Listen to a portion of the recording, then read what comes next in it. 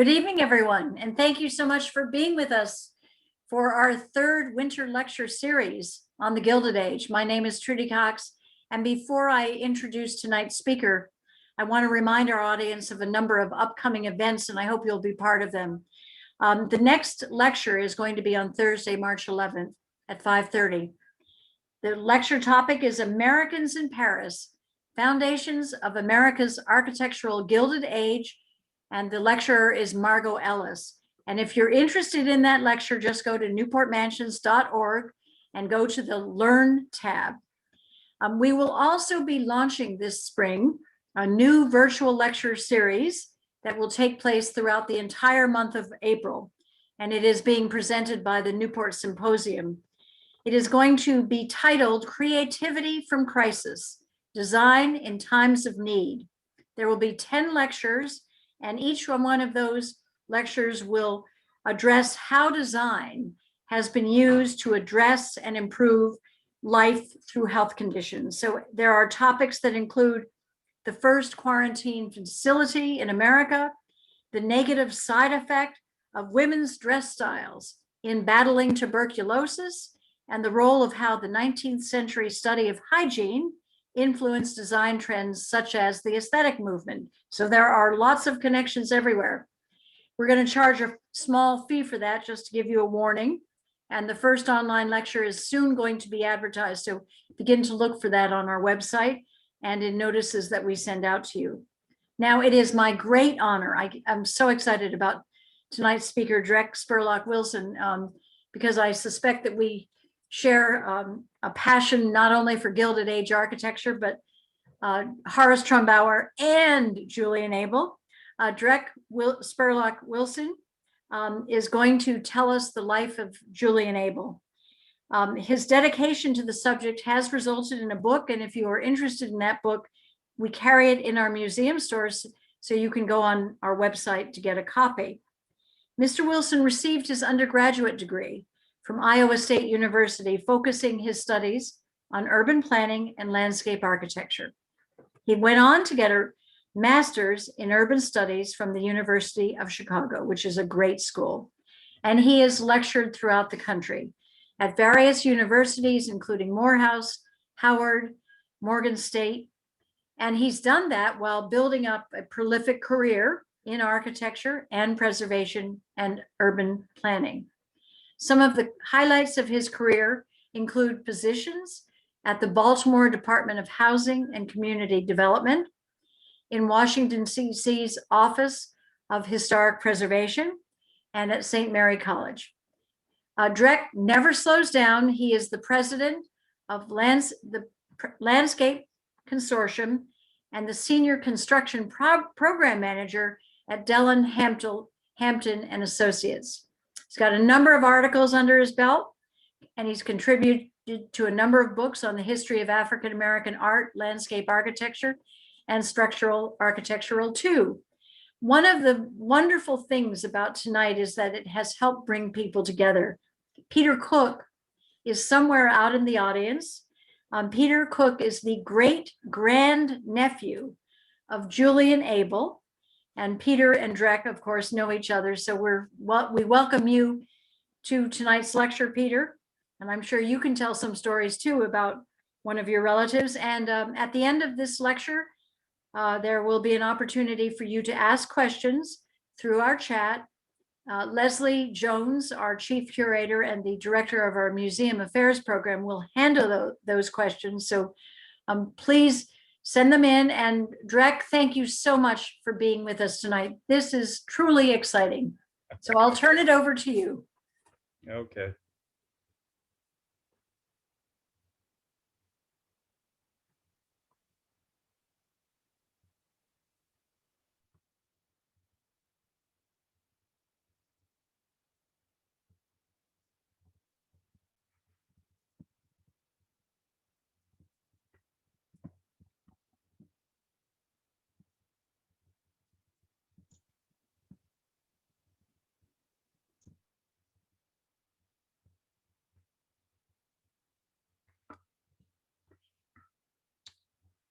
Good afternoon. Thank you, Trudy, for that gracious introduction. Borrowing from Aretha Franklin's 1970 song, Zooming, that's spelled without a G, I'm zooming to you from the District of Columbia.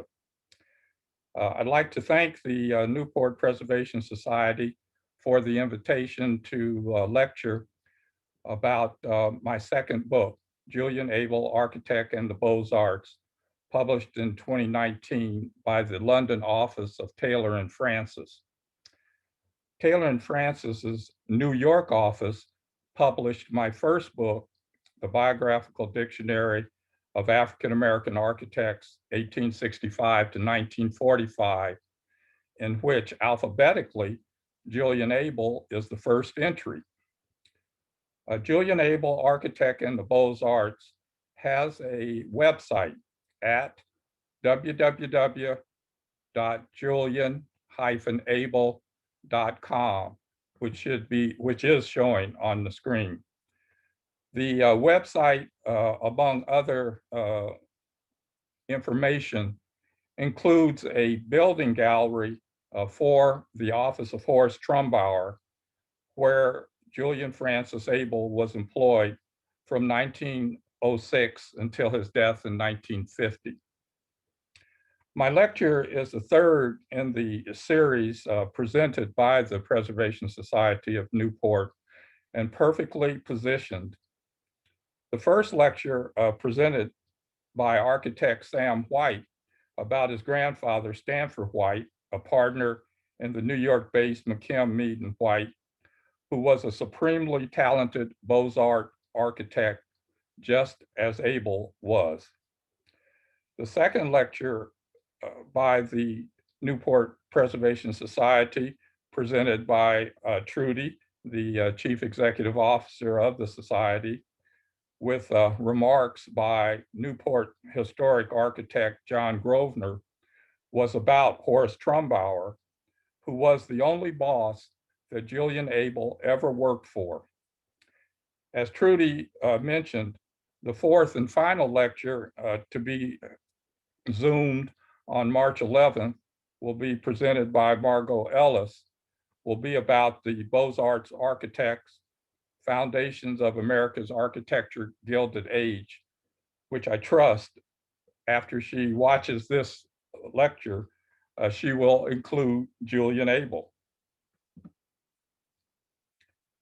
When Preservation Society of Newport Chief Curator Leslie Jones invited me to lecture on Julian Abele, she especially wanted to know if Abele, as senior designer for the office of Horace Trumbauer, designed the Elms carriage house and stable in 1911, since it was the office of Horace Trumbauer was the architect for the Elms that was designed back in 1899, which is in the Society's inventory and is also listed on the National Register of Historic Places. Coincidentally, back in the summer of 2007, after spending all day researching the office of Horace Trumbauer at Newport's Redwood Library, I attended an evening lecture held in the Elms Grand Ballroom. I still remember walking through the main hall and saying to myself, this feels just like walking through an art museum. As an aside, Leslie, I hope the Preservation Society of Newport still holds those summer evening lectures. The lecture was tremendously informative and the ambiance was unforgettable. On the left is a construction drawing elevation of the Elms. On the right is a photo of the Elms. And if you look closely and compare the two, you'll notice that the construction elevation, the wings on either side are no longer present on the building that was constructed. Also, if you notice that the long windows that are on either side of the portico. In the construction elevation, there are 5 windows, but in the building that was constructed, there's only 4.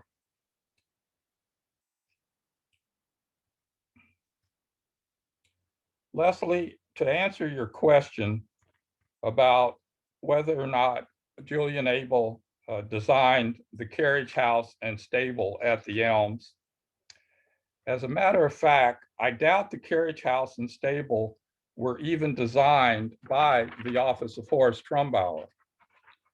The Athenaeum in Philadelphia holds Trumbauer's business ledger, which does not include any entry for the carriage house and stable. Trumbauer, whose ancestors were from Hanover, Germany, tightly administered his office. He even installed a time clock in the drafting room.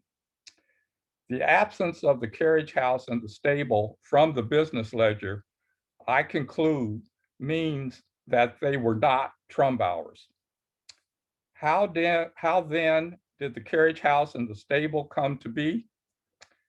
I believe the general contractor for the Elms, George Payne and Company of Philadelphia, who also had their office in the same building where Horace Trumbauer had his office, acting as his own architect, constructed the carriage house and stable without any involvement from the office of Horace Trumbauer, except, of course, having in his possession the construction drawings for the Elms.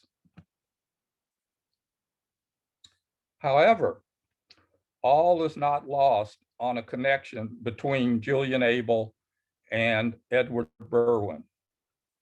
In 1922, Julian Abele designed the Berwin Mausoleum, located in West Laurel Cemetery, a Philadelphia suburb. Abele, in the Esprit des Beaux Arts, swiped the octagonal design of the mausoleum from the Tower of Wind in Athens, the world's first meteorological station. Julian had 8 brothers and sisters. In particular, his older brothers were important figures in Philadelphia in their own right, and important to Julian becoming an architect. Brother Robert was amongst the first of his race in 1896 to earn a medical degree from Philadelphia's Hahnemann Medical College, a national leader in homeopathic medicine. In 1907, Dr. Robert Abele was one of the founders of Mercy Hospital, the only hospital in Philadelphia which admitted Negroes. Robert's medical practice paid for Julian's 2 certificates of architectural drawing and his BS degree in architecture. And also important, Dr. Abele's medical practice made it possible that Julian, while he was in school, would not have to work. Brother Joseph was an electrical engineer with the Philadelphia Electric Company for 38 years. The Philadelphia Electrical Company was a lineal descendant of Benjamin Franklin's scientific experiments. Joseph's cafe au lait complexion made it possible for him to pass for white in order to remain employed, because the Philadelphia Electric Company was segregated at the professional staff level. Brother Charles, a Svengali-looking fellow, was the only Negro blacksmith in Philadelphia who owned his own shop when the Quaker-inspired arts and craft movement was popular.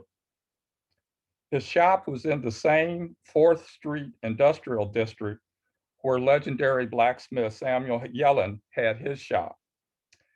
Yellen, by the way, is represented in Newport by his wrought iron work at St. George's School Chapel. Charles forged the first bronze hanging sign in Philadelphia, and several of which were hung on buildings that Julian designed.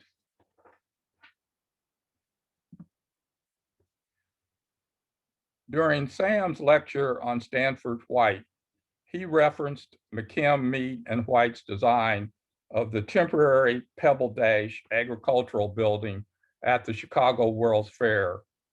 And during Trudy's lecture, she referenced the Chicago World's Fair as ringing the death knell for Richardsonian-style architecture.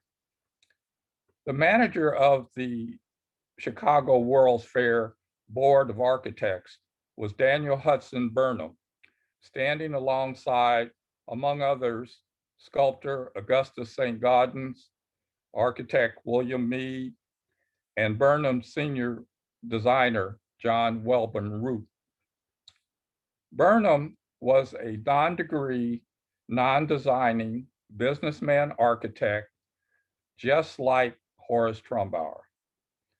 Burnham relied heavily on John Welborn Root, his senior designer, just as Trumbauer would rely heavily on his senior designer, Julian Francis Abele.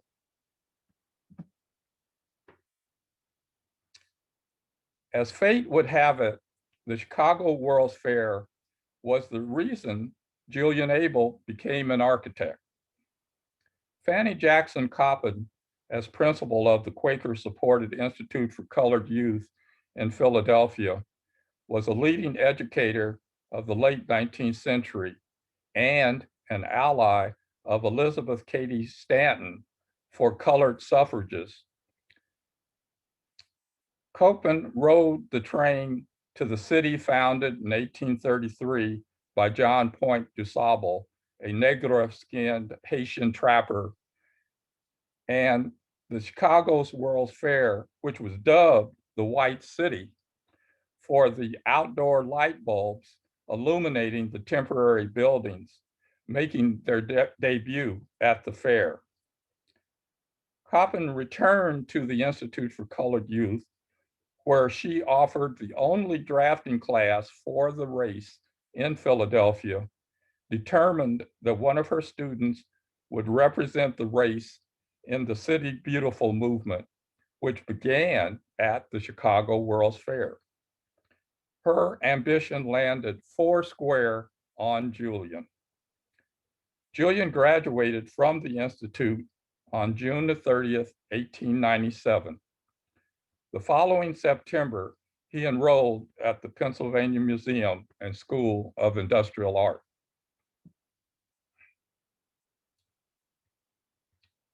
Julian acquired his Beaux Arts techniques not in the atelier of the L'École des Beaux Arts in Paris, but domestically. First, in the former Pennsylvania Institute for Deaf and Dumb, designed by Greek revivalist architects John Haviland and William Strickland, graduating in 1897. The next year, Julian was admitted to the University of Pennsylvania School of Architecture, the fifth university in America to adopt the techniques of the L'École des Beaux Arts in Paris, graduating in 1902.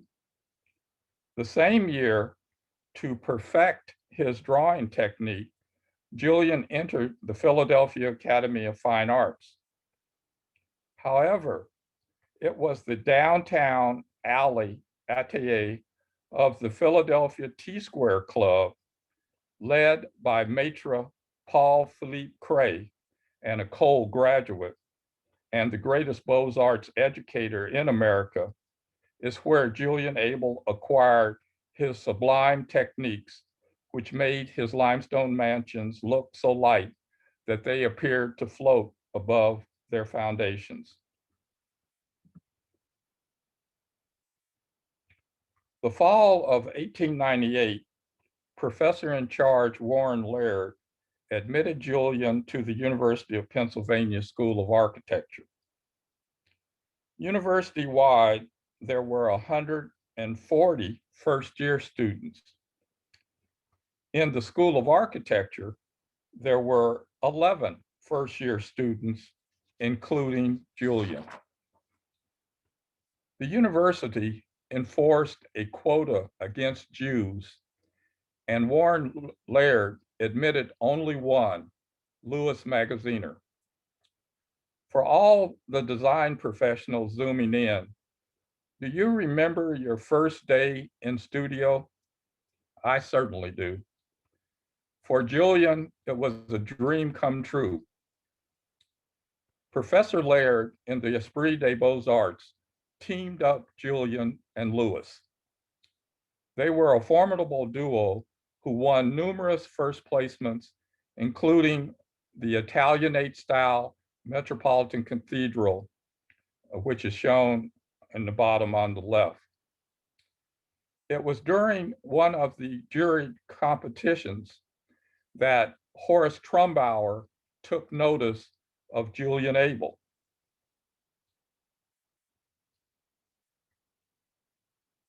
At the end of Julian's third year, the faculty awarded him the Arthur Spade Brooke Gold Medal for excellence in design.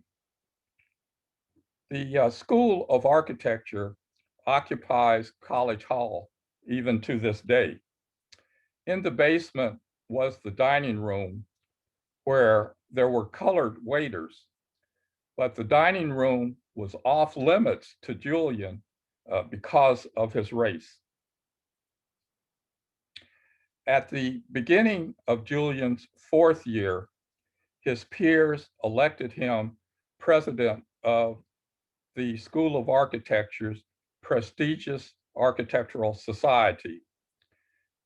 At the top of the arrow, you can see Julian Abele sitting in the high back scrolled chair as president of the society.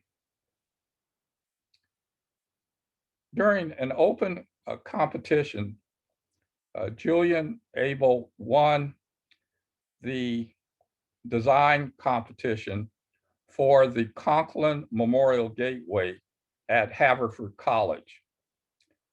Notice, if you can see it, the lanterns that are hanging from each pier. I would like to believe that the lamps were fabricated by Julian's brother, Charles, the blacksmith. On June 10th, 1902, Julian graduated from the University of Pennsylvania, only the third member of his race to earn a BS degree in architecture, following Massachusetts Institute of Technology's Robert Robinson Taylor, who graduated in 1892 and was the grandfather of President Obama's special assistant, Valerie Jarrett, who also happens to be one of my former clients, and following Drexel University's William Pittman, who graduated in 1897 from Tuskegee Institute.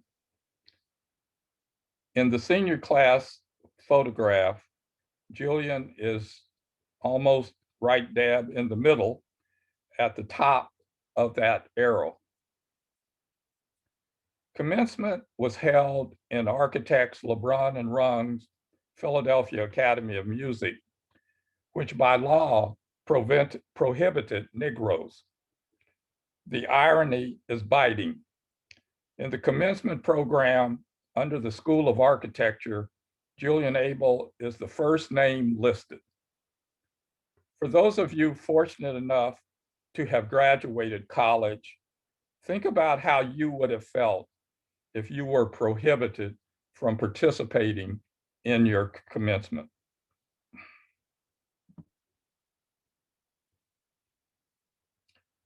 Julian had been a member of the Philadelphia T-Square Club since his third year at university. The T-Square Club was essentially the School of Architecture's graduate program. The T-Square Club was the leading Beaux Arts drawing club of the 7 located in metropolitan cities, including New York, which Stanford White belonged to, and Chicago, which Daniel Burnham belonged to. The matron of the Philadelphia T-Square Club was Paul Philippe Cray, who by kilometers was the most influential Beaux Arts architect on Abel's architectural style.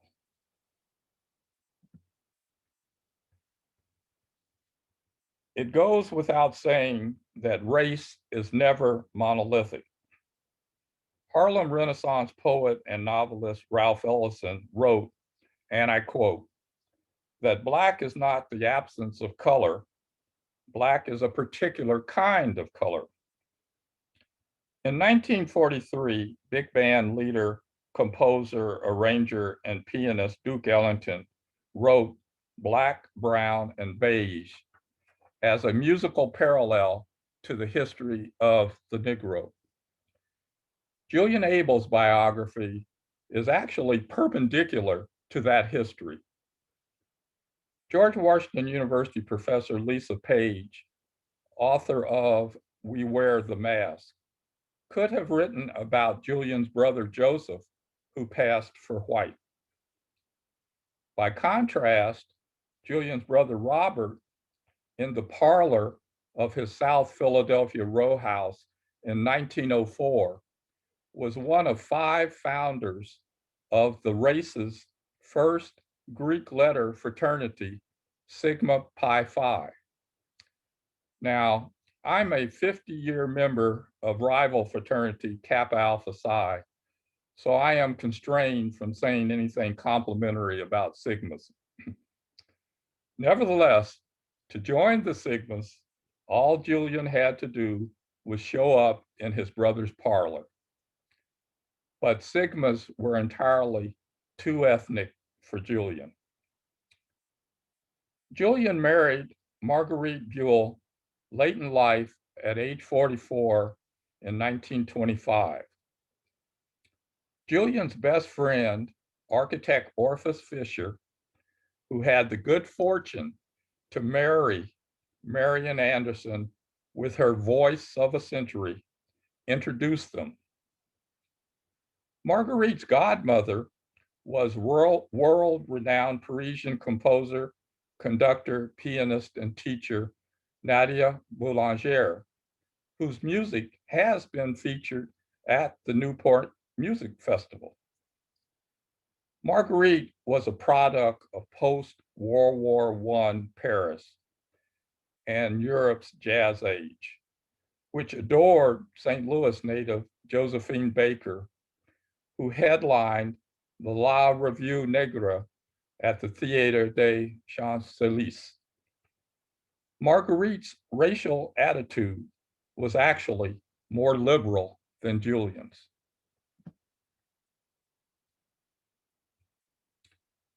I wrote in Julian Abele, Architect and the Beaux Arts, that without Trumbauer, there would have been no Abele, architecturally speaking.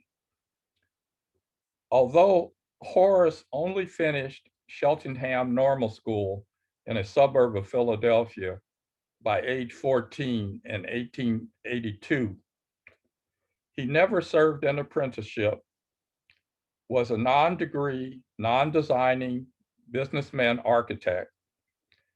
I still have the greatest respect for him because in 1906, he did what no one else had ever done. Trumbauer hired Abele as a junior architect, making Julian Abele the first Negro architect hired into a white architectural office.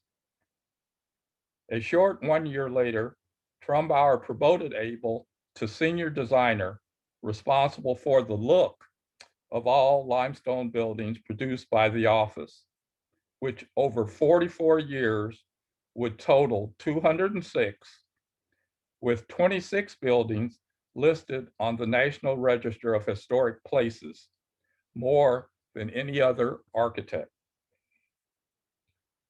When Horace Trumbauer traveled to Newport to meet with Edward and Hermione Berwin, or for the other 10 projects for which he was commissioned, Trumbauer stayed at the Munginger King Hotel, which Newporters should recognize at the corner of Catherine Street and Bellevue Avenue.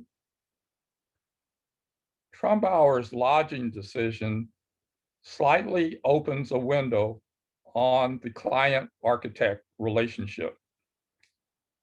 Mansions designed or renovated by the office of Horace Trumbauer contained as many as 20 to 30 bedrooms, including English and Irish servant rooms on the attic stories.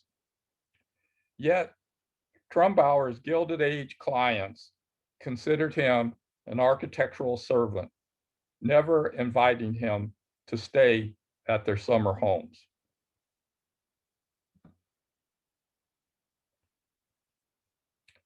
Trumbauer's Philadelphia office was on the 14th floor of Philadelphia's first skyscraper, a term which should be familiar to Newporters. The land title building was designed by Daniel H. Burnham and Company and constructed by the general contractor for the Elms, George Payne and Company. The land title building was fitted with an Elijah Otis passenger lift, the first electric elevator in Philadelphia. Below the office floor plan is the elevator lobby for the land title building. The openings, I believe, are perhaps original. It's just that the number of elevators over the years has certainly increased. The Philadelphia Common Council prohibited Negroes from riding on the elevator. It would have put them physically too close to white passengers. In 1906, Julian Abele was the only Negro professional in all of downtown Philadelphia. Abele looked Castilian and worked in a 14th floor office, which I imagine allowed the elevator operator to let him ride the passenger lift.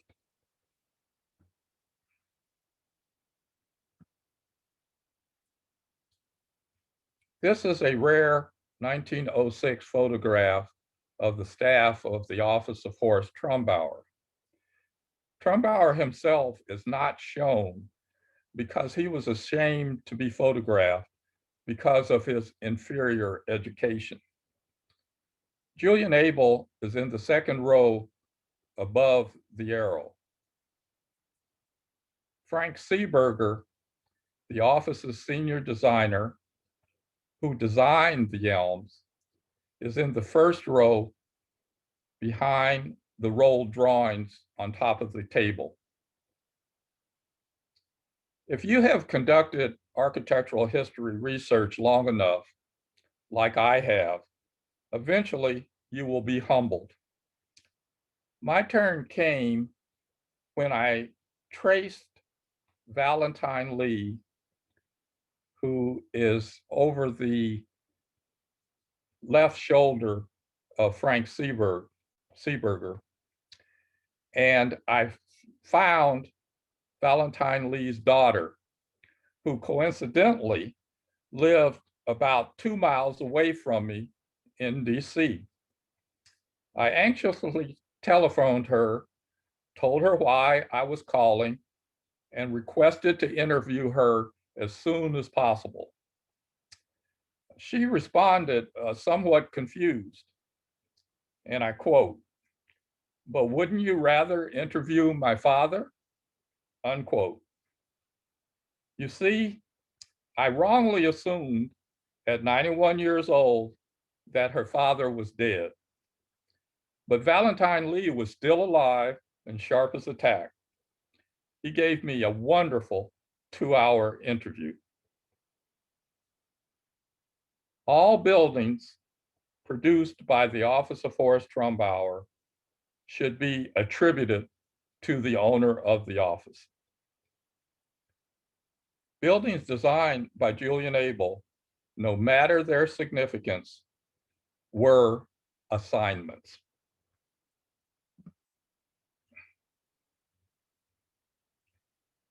Julian Abele and Horace Trumbauer were counterpoise. Abele, for all practical purposes, was overeducated, and Trumbauer had only a normal school education. Abele was quiet and reserved, and he was content to dwell in Trumbauer's drafting room. Trumbauer, on the other hand, was gruff and pulled himself up by his bootstraps. And he had a personality that was well suited to deal with the Gilded Age robber barons of coal, railroads, and banking, who were his clients. Abele had no observable vices, while Trumbauer was a functioning alcoholic. Unconcerned about Julian's race, Trumbauer hired him because he needed a University of Pennsylvania School of Architecture gold medal winner for his top hat clients. Plain and simple, it was a business decision. Abele was employed by Trumbauer from 1906 until Trumbauer's death from cirrhosis of the liver in 1938. In 38 years, only twice did Julian attend dinner at Trumbauer's home. On the right is Trumbauer's sarcophagus, which is located in West Laurel Hill Cemetery. The sarcophagus was designed by Trumbauer's longest serving employee, Julian Abele.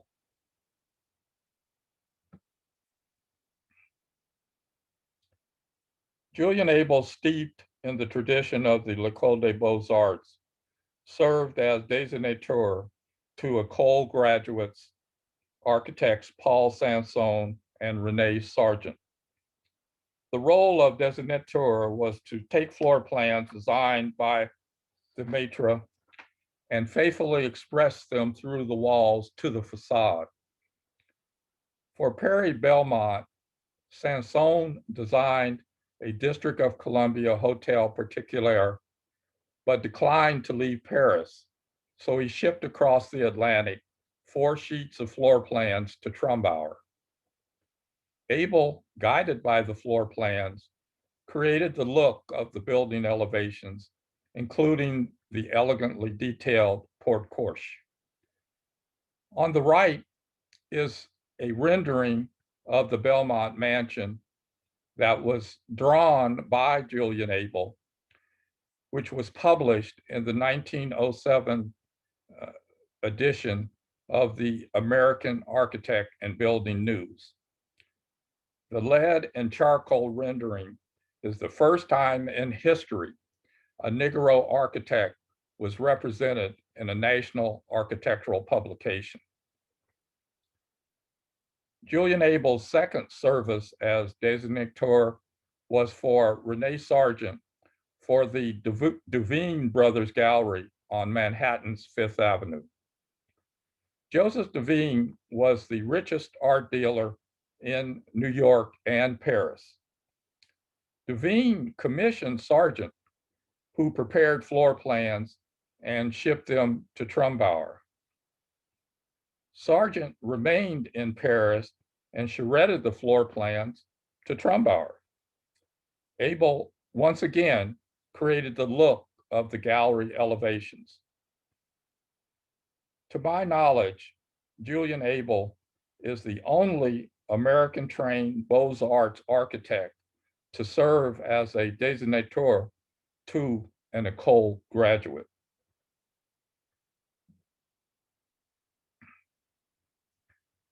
For Hotel Particuliers, Trumbauer implemented a unique business model. He assembled what I consider the greatest cadre of artists specializing in 17th and 18th century French academic residential architecture and Rococo interiors that were designed on American soil.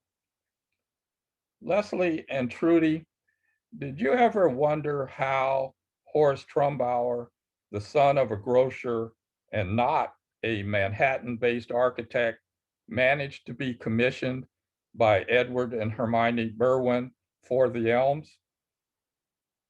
Well, the connection was Joseph Devine, the most spectacular art dealer of all time.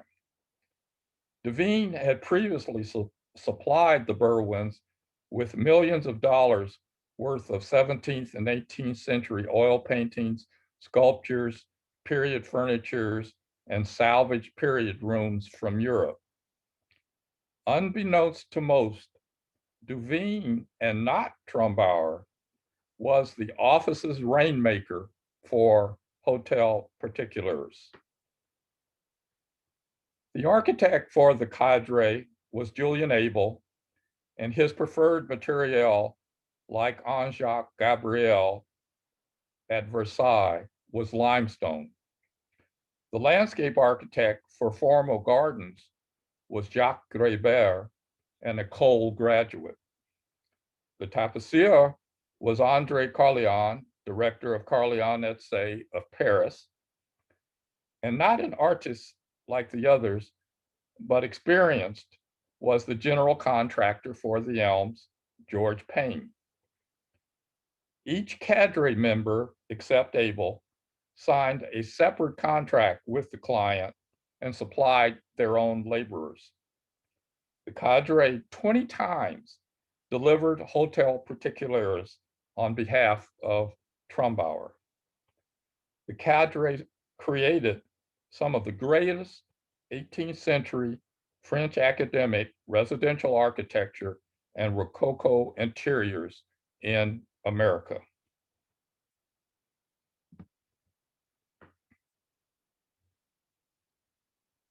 In 1912, Julian Abele executed a Louis XV design for Miramar in Newport for George and Eleanor Widener. Trumbauer was already the Widener's family architect, so the commission for Miramar was virtually predetermined, and Abele would receive another significant assignment. George was the son of Peter A.B. Widener, master of Linwood Hall in Elkins Park, Pennsylvania, where he grew up, which was designed by Trumbauer's senior designer, Frank Seeberger, in 1897. While Abele was designing Miramar, George Widener, husband of Eleanor Elkins Widener, on April 15, 1912, was one of 5 Trumbauer clients who did not survive when the Titanic sank to the bottom of the Atlantic.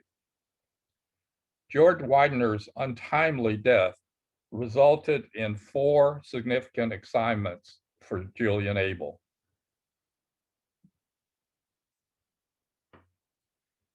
Eleanor Elkins Widener was a grande dame who commissioned Trumbauer more times than any other client.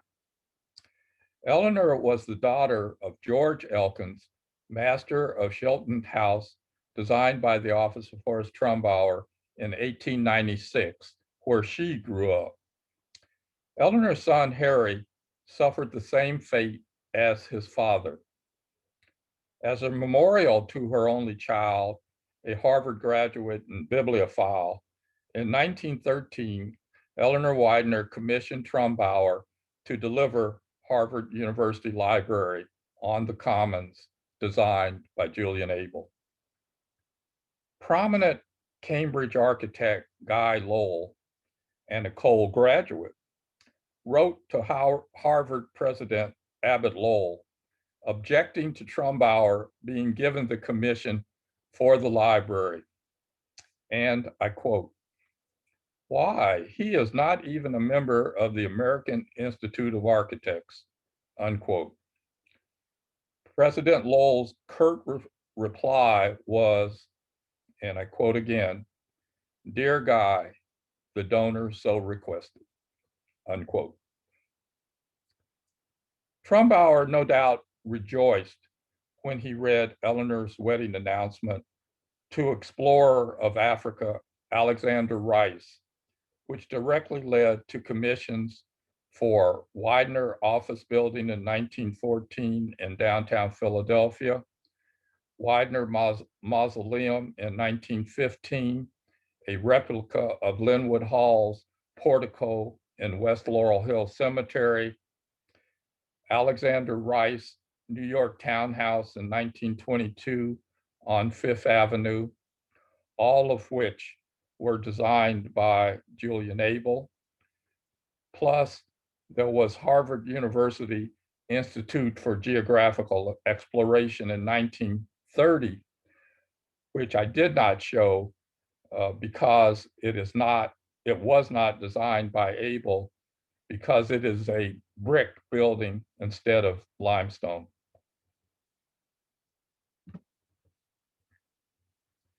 James Duke amassed two fortunes, the first as president of the American Tobacco Company, which manufactured tobacco in every form: cigarettes, cigars, cheroots, pipe tobacco, chewing tobacco, and snuff.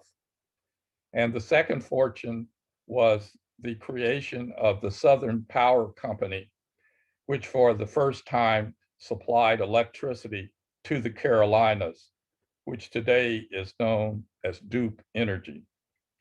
In 1909, Abele swiped, shown on the left, Etienne Lacollette's 18th century Hotel La Bâtière in Bordeaux, France, for the James Duke Hotel Peculier on Fifth Avenue, across from Olmsted and Vaugh's Central Park, which is now New York University Institute for Fine Arts.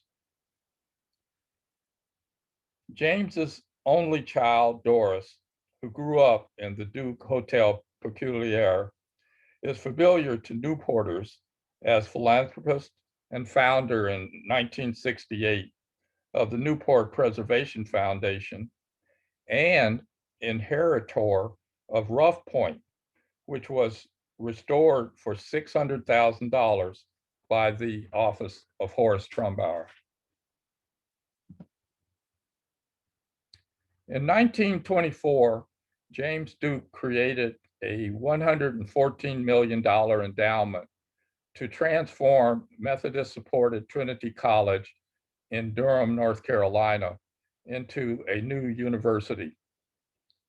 The lucrative commission, of course, went to the office which designed his New York mansion, Horace Trumbauer. From 1925 until his death in 1950, Julian Abele designed 39 Gothic-style buildings for Duke University, more buildings than Henry Ives Cobb designed for my graduate alma mater, the University of Chicago, or Ralph Adams Cram designed for Princeton, or Robert Robinson Taylor designed for Tuskegee Institute. The prodigious architectural effort is all the more remarkable because Abele never set foot on campus because of Jim Crow. For all of the designers that are zooming in, imagine how you would feel if you never saw one of your built designs in person. Now, multiply that feeling by 39. How did Abele manage to pull this off? Well, he relied on Valentine Lee to be his eyes. Lee traveled by train between Philadelphia and Durham multiple times. Lee attended construction meetings, redlined construction drawings, and was handed lantern slides shot by university photographers, which he carried back to the office and turned over to Chief Draftsman William Frank for corrections and coordination.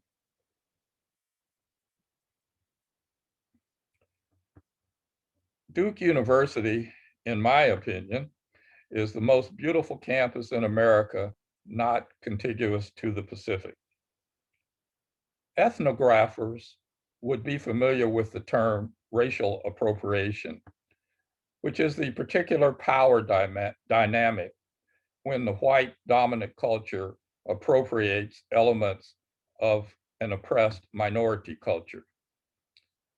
I have described Abele as a Francophile without race identification. So as not to be disingenuous, I have coined the term architectural appropriation, which I am accusing Duke University of. Duke University owes Trumbauer and his senior designer their very identity. However, in my opinion, as an architectural historian and Abele's biographer, and de facto as Trumbauer's biographer, Duke University is guilty of architectural appropriation. There are 250 buildings on Duke University's campus, and 0 have been named for Trumbauer or Abele. Equally egregious, there is not a single building listed on the National Register of Historic Places. In 2018, Duke University, to their credit, formed an August committee to recommend ways to honor Julian Abele. The committee recommended the East Campus be renamed Abele Quad. For a second time, I blamed the Committee of Architectural Appropriation. If you can read the second line on the plaque, it reads African American. Now, extrapolating from my presentation, how do you think Julian Abele would feel about use of those 2 words? Julian Abele was always the target of vitriolic criticism. So he practiced architecture strictly within the lines of his profession's ethics. His character was likewise very precise. The title strip on the site plan for the East Campus carries the office name of Olmsted Brothers. For a third time, I blame the Committee of Architectural Appropriation. Again, extrapolating from my presentation, how do you think Julian Abele would feel about this renaming?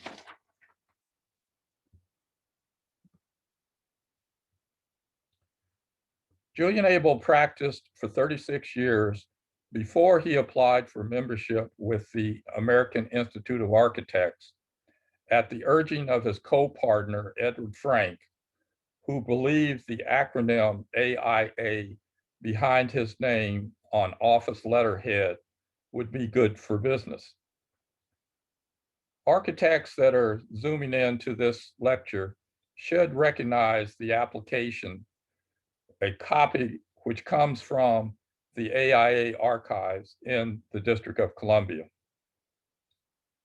As an example of Abele's allegiance to Trumbauer and of his professional ethics, when Abele applied for membership in 1942, he listed a single-family house for his sister, Elizabeth Abele Cook, in Spokane, Washington, designed in 1906 before he was hired by Trumbauer.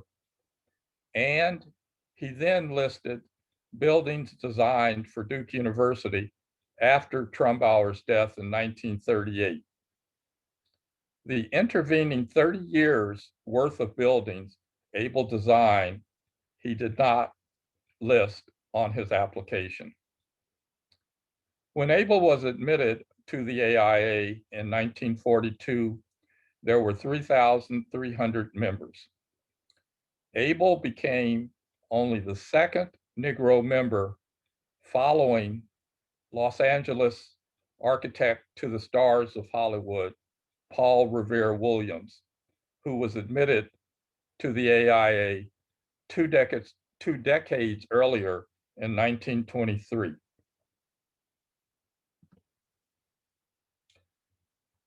Julian Abele was an accomplished plein air landscape artist in the spirit of the Barbazones.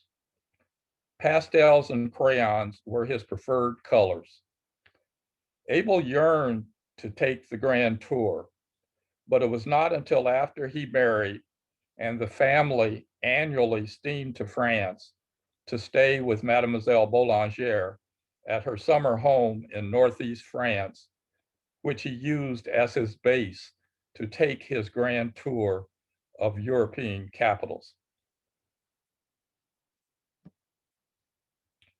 On April 23rd, 1950, 1 week before his 69th birthday, alone in his South Philadelphia Christian Street home, Julian died from a heart attack.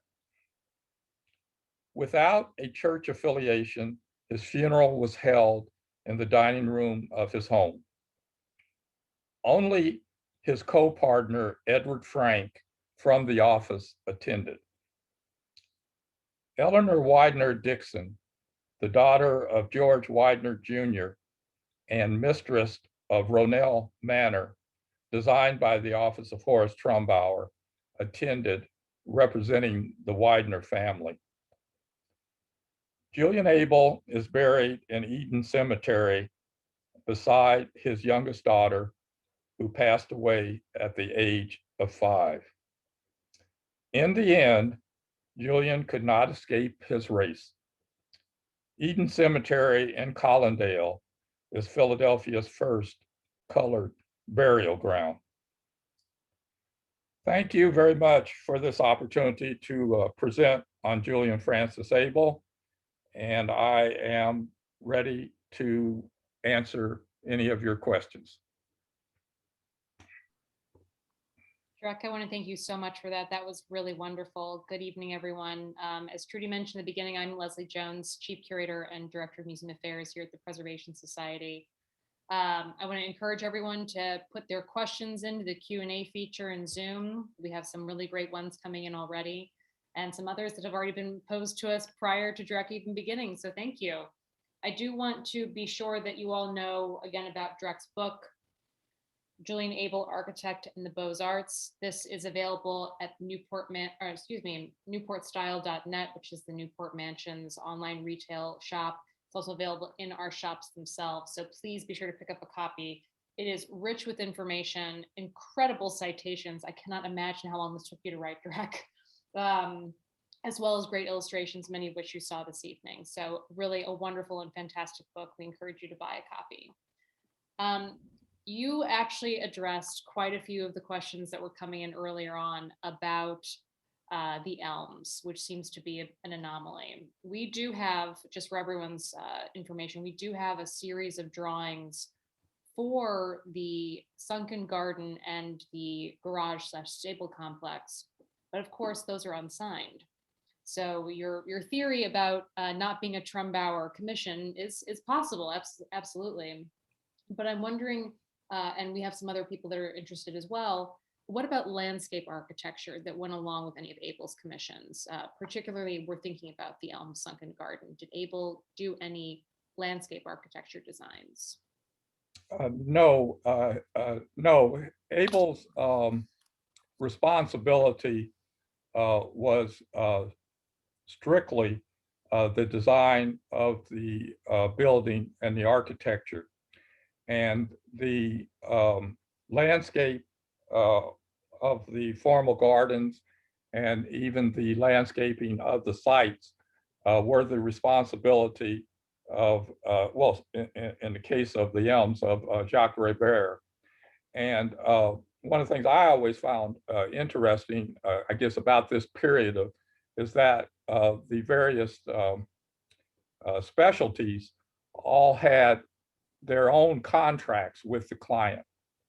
And so they dealt with the client and had really no interplay with the Office of Horst Trumbauer and therefore Julian Abele. Mhm.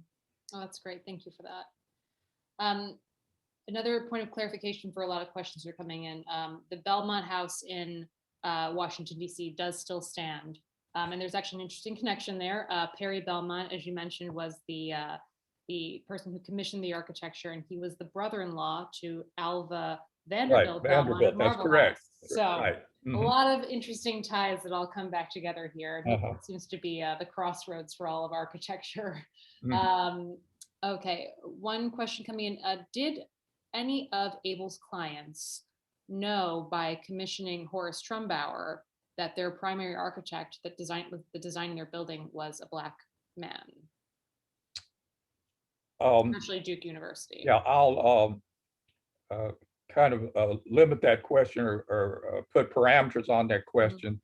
For the hotel particulars, I believe all of the clients knew about Julian Abele, but I don't believe any of the clients except Eleanor Elkins Widener and another grand dame, Eva Stotesbury of White Marsh Hall in Philadelphia, were the only two clients that actually met with Julian Abele, and it was also in the presence of Horace Trumbauer.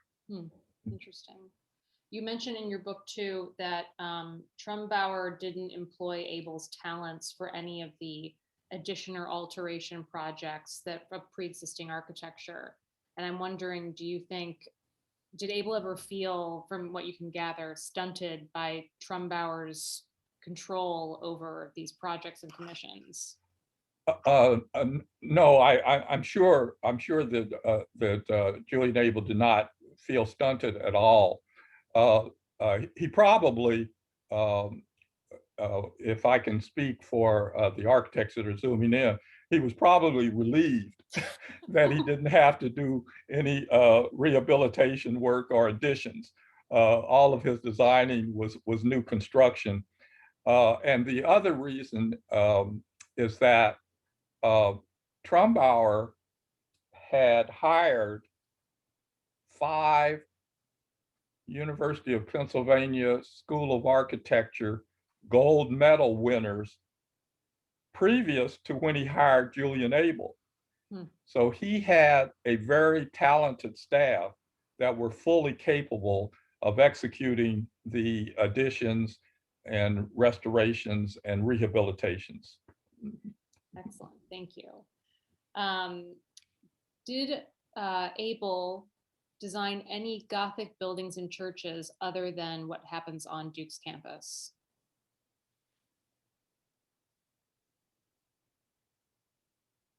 That's a very good question. No, I don't think so.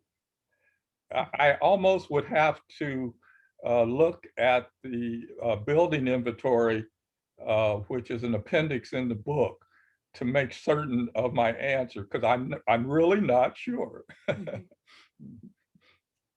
I also thought it was fascinating the connection you made between Duveen and Abele. I think that's really interesting.